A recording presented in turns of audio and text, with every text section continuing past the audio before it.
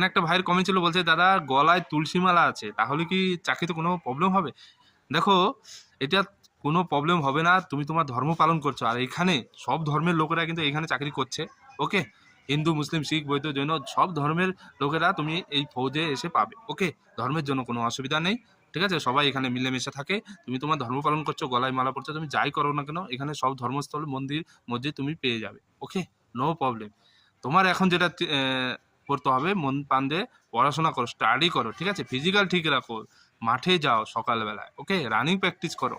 ধর্মের জন্য কোনো অসুবিধা নেই, তুমি তোমার ধর্ম পালন করতে পারো, কোনো প্রবলেম নেই। ঠিক আছে, তো এখানে যারা মুসলমান ক্যান্ডিডেট যারা আছে, তাদের জন্য মসজিদের ব্যবস্থা আছে, হিন্দুদের জন্য মন্দিরের ব্যবস্থা আছে।